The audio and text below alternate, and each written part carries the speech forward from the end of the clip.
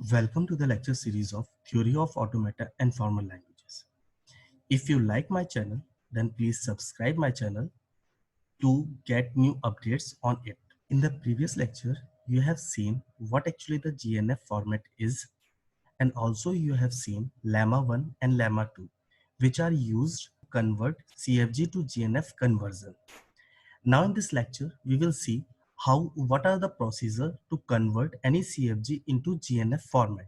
Procedure for converting CFG to GNF is step 1, convert CFG into Chomsky normal form. इसका मतलब क्या होगा कि अगर हमारे पास कोई भी कॉन्टेक्स्ट फ्री ग्रामर गिवन है, उसको हमें first of all Chomsky normal form और CNF फॉर्मेट में कन्वर्ट करना होगा. Step 2, we rename the variables as a1, a2, an with s is equal to a1. We write grammar as a1, a2 up to an, t, p, a. इसका मतलब क्या होगा, जितने भी वेरिएबल्स हमें यहाँ पर गिवन होंगे उनको हमें रीनेम करना होगा a1, a2, a3 से. जो हम कन्वर्जन करेंगे उसमें s is equal to a1 आएगा. उसके बाद जो भी वेरिएबल हमारे s के राइट हैंड साइड में आ रहे होंगे उनको हम a2 लेते चले जाएंगे और इस तरीके से हम सारे वेरिएबल्स का रीनेम कर लेंगे. यहाँ पर अगर हम बात करें ग्रामर में, जो भी वेरिएबल्स हमें पहले गिवन थे वो यहाँ से हट जाएंगे और जो नए वेरिएबल्स हमने इंट्रोड्यूस किए वो यहाँ पर आ जाएंगे. एग्जाम्पल के तौर पे अगर हम देखते हैं कि अगर हमारे पास कोई ग्रामर गिवन है, उसके प्रोडक्शन रूल्स अगर ये गिवन है, S tending to double A और S tending to small a. Similarly, capital A tending to double S and capital A tending to B. अगर इस टाइप की प्रोडक्शंस हमें गिवन है तो हमें अगर पहले हम लोग देखेंगे कि ये दोनों प्रोडक्शंस जो हमें गिवन है ये चॉम्स्की नॉर्मल फॉर्मेट में ऑलरेडी गिवन है. अगर ये चॉम्स्की नॉर्मल फॉर्मेट में गिवन है तो स्टेप 1 जो हमारा है वो पहले से ही यूटिलाइज्ड हो चुका है. अब हमारा स्टेप 2 क्या कहता है कि इनको रीनेम करना है. अगर रीनेम करना है तो हमें s को क्या करना होगा, a1 से रिप्लेस करना होगा. इसी तरीके से अगर राइट हैंड साइड में देखें तो नेक्स्ट वेरिएबल क्या आ रहा है, a आ रहा है, तो हम a को भी रीनेम करेंगे a2 से. किस तरीके से, by replacing s with a1 and a with a2 we get the new production, that is a1 tending to a2 a2 and a1 tending to a. Similarly other production, यहाँ पर जो a given था a की जगह पे हम a2 कर देंगे एंड इन s की जगह पे जो हमने रीनेम किया था s को a1 से, वो हम a1 से रिप्लेस कर देंगे. तो हमारे ये दोनों नए प्रोडक्शंस आ जाएंगे इन दोनों प्रोडक्शन की रिप्लेसमेंट में. अब हम देखते हैं स्टेप 3 में हम क्या करते हैं. Step 3, change the production so that the non-terminal are in ascending order such that if the productions are of the form ai tending to ajx where j is greater than I. If not, then by using lemma 1 we have to do it. तो यहाँ पर अगर हम बात करें जितने भी productions को जो हमने रीनेम किए हैं उसमें अगर जो भी प्रोडक्शंस गिवन है या फिर वो जीएनएफ फॉर्मेट में पहले से गिवन हो तो उनको हम डायरेक्टली रख लेंगे, और जो प्रोडक्शंस हमें जीएनएफ फॉर्मेट में नहीं होंगे उन प्रोडक्शंस में हम क्या करेंगे, हम प्रोडक्शंस को चेक करेंगे. ai टेंडिंग्स टू aj मींस यहाँ पर जो a की वैल्यू है वो बड़ी होनी चाहिए आपके लेफ्ट हैंड साइड से. अगर ऐसा है तब तो हम उस प्रोडक्शन को रख लेंगे, और अगर नहीं है तो हम लेमा 1 की हेल्प से उसको यूज करेंगे. जैसे कि हम अपने एग्जांपल में देख सकते हैं कि अगर यहाँ पर दो प्रोडक्शंस गिवन है तो a1 टेंडिंग्स टू a जो गिवन है ये पहले से हमारा जीएनएफ फॉर्मेट में गिवन है. इसी तरीके से a2 टेंडिंग्स टू b भी हमारा पहले से ही जीएनएफ फॉर्मेट में गिवन है, तो इनको चेंज करने की कोई भी जरूरत नहीं है. यहाँ पर अगर हम देखें a1 टेंडिंग्स टू a2 अगर a1 यहाँ पर गिवन है और यहाँ पर राइट हैंड साइड में पहला जो वेरिएबल गिवन है वो a2 है, इनकी अगर हम i की वैल्यू देखें यहाँ पर 1 है और यहाँ पर 2 है, तो 2 की वैल्यू बड़ी है तो ये प्रोडक्शन हमारा जिस रिक्वायरमेंट में चाहिए था वो प्रोडक्शन गिवन है. बट अगर हम इस प्रोडक्शन को देखते हैं a2 टेंडिंग्स टू a1, यहाँ पर जो राइट हैंड साइड का पहला वेरिएबल है वो छोटा है लेफ्ट हैंड साइड वेरिएबल से, तो यहाँ पर हम क्या करेंगे, लेमा 1 का यूज करेंगे. लेमा 1 क्या कहता था कि अगर हमारे पास a2 tendings to a1 type का कोई वेरिएबल गिवन है तो हम a1 की जगह पे जो a1 के प्रोडक्शंस रूल्स दे रहे हैं आउटपुट, उसको हम डायरेक्टली यहाँ पर असाइन कर सकते हैं. तो यहाँ पर अगर हम चेक करें तो a1 हमें क्या कर रहा है, a2 को दे रहा है या फिर a को दे रहा है, तो हम इस a1 की जगह पे इस a2 को रिप्लेस कर सकते हैं और इस a को इस a की जगह पे रिप्लेस कर सकते हैं. तो हमारा नए प्रोडक्शन जो a2 का आएगा वो क्या आएगा, यहाँ पर अगर हम देखें तो then we can see that A1 is tending to A2 A2 or A and A2 B are in required format. Similarly, then we apply lemma 1 in A2 tending to A1 A1 or B production we get. अगर हम बात करें तो ये production हमारा जो utilisation पे नहीं हो रहा है उसको हम लोग चेंज करेंगे। चेंज करने पे हम क्या करेंगे, A2 tendings to A2 A2 A1, similarly A2 tendings to A1।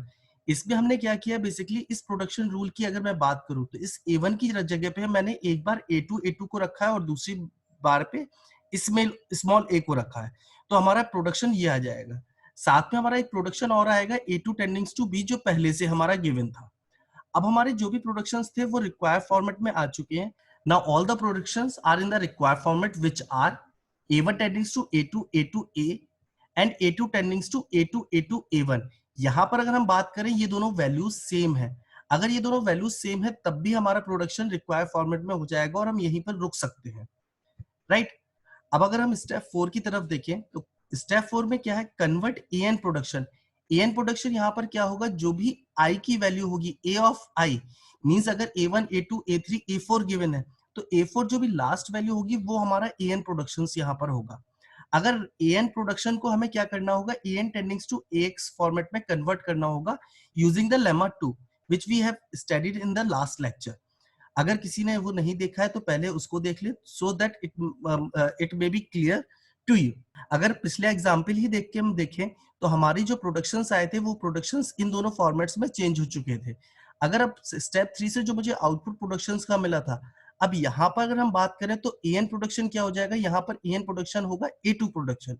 अगर A2 प्रोडक्शन की बात करें तो A2 tendings to A2 A2 A1 आ रहा है। इसी तरीके से अगर हम बात करें तो अगर लेमा 2 को अगर आप याद करें तो वो लेमा 2 था capital A tendings to A alpha 1 A alpha 2 up to A alpha n और बीटा 1 बीटा 2। सिमिलरली अगर हम इस प्रोडक्शन की बात करें तो यहाँ पर हमारे पास A2 tendings to A2 given है, तो अल्फा 1 हमारा क्या हो जाएगा A2 A1, बीटा 1 क्या हो जाएगा A1 और B हमारा बीटा 2 हो जाएगा। तो अब हम यहाँ पर देखेंगे कि अगर एन प्रोडक्शन हमारा ये गिवन है तो इसमें अगर हम लेमा 2 अप्लाई करते हैं तो सबसे पहले तो हमें एक नया वेरिएबल इंट्रोड्यूस करना होगा जिसको हम लोग यहाँ पर Z2 बोलेंगे। Z2 के साथ साथ हम यहाँ पर अगर बात करें, जो मैंने आपको बताया था, अल्फा 1 क्या होगा A2 A1, बीटा 1 क्या होगा A1 और बीटा 2 क्या होगा B। अगर मैं लेमा 2 को कंपेयर करूं तो यहाँ पर A2 प्रोडक्शन किस तरह से हो सकते हैं, A2 प्रोडक्शन हो जाएंगे जो बीटा 1 और बीटा 2 गिवन है। तो अगर हम लेमा 2 अप्लाई करेंगे A2 टेंडिंग्स टू इसमें, तो हमारे नए प्रोडक्शंस किस तरीके से जनरेट होंगे, नए प्रोडक्शंस होंगे एक A2 का, A2 टेंडिंग्स टू A1 और B जो हमारा गिवन था A2 A tendings to beta 1 और बीटा 2 होता था, और बीटा 1 यहाँ पर क्या गिवन है AA1 और बीटा 2 क्या गिवन है B। तो ये एज इट इज हो जाते थे। साथ में दो प्रोडक्शंस और ऐड होते थे जिसमें हम लोग AA1 के बाद Z लगा देते थे और B के बाद भी Z लगा देते थे। सिमिलरली यहाँ पर जब हमने नया वेरिएबल जो डिफाइन किया वो Z2 डिफाइन किया, तो हमारे दो प्रोडक्शंस कैसे चेंज हो जाएंगे, AA1 Z2 एंड BZ2। ये दोनों प्रोडक्शंस जो होंगे वो A2 के होंगे। साथ में हम लोगों ने लेमा 2 में देखा था कि Z प्रोडक्शंस किस तरीके से जनरेट करते हैं। अगर हम Z प्रोडक्शन की बात करते हैं तो Z2 प्रोडक्शन क्या हो जाएगा, जो अल्फा 1 गिवन था वो एज इट इज हो जाएगा, साथ में अल्फा 1 के साथ Z को इंप्लीमेंट कर देंगे, तो अल्फा 1 सिंपल हो गया और अल्फा 1 Z हो गया। तो ये हमारा Z2 डिफाइंड हो गया। तो स्टेप 4 में जो हमने कन्वर्जन किए वो कन्वर्जन हमारे इस तरीके से हो जाएंगे। तो यहाँ पर आपको स्टेप 4 क्लियर हो चुका होगा कि जो भी हमारा एन प्रोडक्शन गिवन होगा उसको हम किस तरीके से यहाँ पर कन्वर्ट करेंगे यूजिंग द लेमा 2। अब जब A2 प्रोडक्शन की बात करें तो A2 प्रोडक्शन जो हमारे गिवन है वो हमारे GNF फॉर्मेट में गिवन है। यहाँ पे जब हम चेक करेंगे तो A2 प्रोडक्शंस जितने भी नए आए हैं वो सारे हमारे GNF फॉर्मेट में डिफाइंड हो चुके हैं।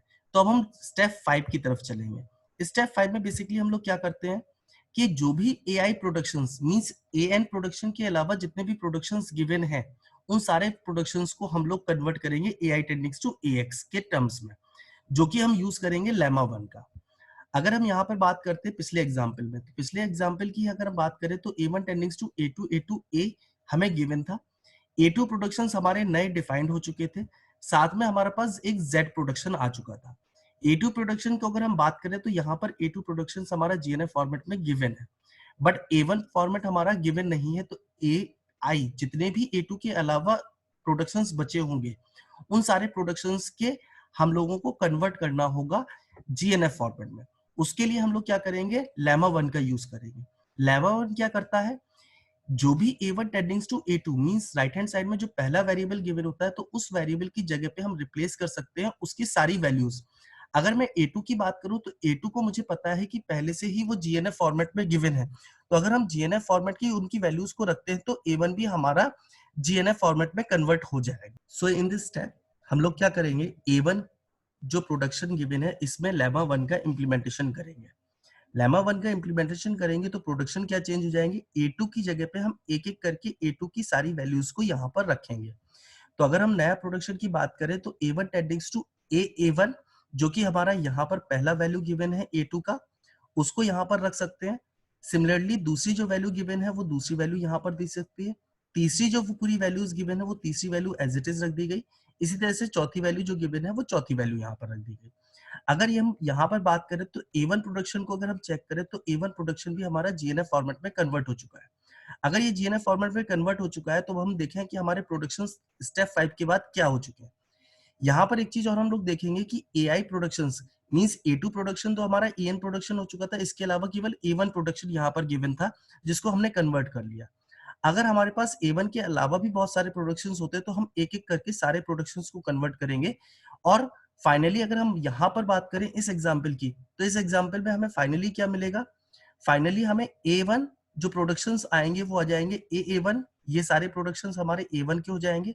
सिमिलरली A2 के तो पहले से ही डिफाइंड थे तो A2 के प्रोडक्शंस हमारे इस तरीके से हो जाएंगे। साथ में यहाँ पर हमारा एक नया वेरिएबल जो डिफाइंड हुआ था Z2, उस Z2 को प्रोडक्शंस को हम लोग अभी ऐसे ही रख लेंगे, वो हम नेक्स्ट स्टेप में इसको कन्वर्ट करेंगे। तो अब हम देखते हैं स्टेप नेक्स्ट स्टेप क्या होगा। नेक्स्ट स्टेप की अगर मैं बात करूं तो स्टेप 6 कहलाया जाएगा। स्टेप 6 में बेसिकली हम मॉडिफाई करते हैं ZI प्रोडक्शन को, मींस जितने भी Z प्रोडक्शंस हमारे पिछले स्टेप में जनरेट हुए होंगे उन सारे स्टेप्स, उन सारे Zs को हम यहाँ पर कन्वर्ट करेंगे। अगर Z को भी हमें कन्वर्ट करना है तो हमारा प्रोडक्शन Z का क्या गिवन था, अगर हम अपने एग्जाम्पल की बात करें तो A1 हमारा इस तरीके से गिवन था, A2 हमारा इस तरीके से गिवन है। इन दोनों प्रोडक्शन की अगर मैं बात करूं तो ये दोनों प्रोडक्शन हमारे GNF फॉर्मेट में गिवन है। केवल एक प्रोडक्शन रह गया है जो कि Z प्रोडक्शन गिवन है, वो हमारा GNF फॉर्मेट में नहीं है। तो अब इस Z को भी हम GNF फॉर्मेट में कन्वर्ट करेंगे। उसको कन्वर्ट करने के लिए हम लोग फिर से हेल्प लेंगे लेमा 1 का। लेमा 1 का हेल्प लेने का मतलब क्या हुआ, Z2 टेंडिंग्स to A2।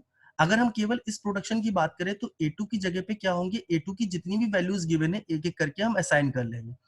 Similarly Z2 का दूसरा प्रोडक्शन जो गिवन है Z2 टेंडिंग्स to A2 A1 Z2, यहाँ पर भी A2 की जगह पे हम क्या करेंगे, एक एक करके वैल्यू असाइन करेंगे। तो अगर हम लोग लेमा 2 यहाँ लेमा 1 इंप्लीमेंट करते हैं इस प्रोडक्शन पे तो हमारा क्या होगा, Z2 हो जाएगा A1 A1, मींस इस A2 की जगह पे हमने A1 को रिप्लेस कर दिया, दूसरा B को रिप्लेस कर दिया, तीसरे में हमने क्या किया A1 Z2 को डिफाइन कर दिया और चौथे में हमने B Z2 को डिफाइन कर दिया। अभी हमने क्या किया, Z2 टेंडिंग्स टू A2 A1 को रिप्लेस किया। अब दूसरे प्रोडक्शन जो Z2 टेंडिंग्स to A2 A1 Z2 है, वहां पर भी A2 की जगह पे हम एक एक करके वैल्यूज को रखते चले जाएंगे। अगर रखेंगे तो हमारे प्रोडक्शंस क्या हो जाएंगे, Z2 टेंडिंग्स टू ये सारे प्रोडक्शंस हमारे जनरेट हो चुके होंगे। तो अगर हम बात करें फाइनली, फाइनली हमें A1 मिल चुका है जो हमारा GNF फॉर्मेट में गिवन था, A2 गिवन था वो भी हमारा GNF फॉर्मेट में हो चुका है, इसी तरीके से Z भी हमारा GNF फॉर्मेट में हो चुका है।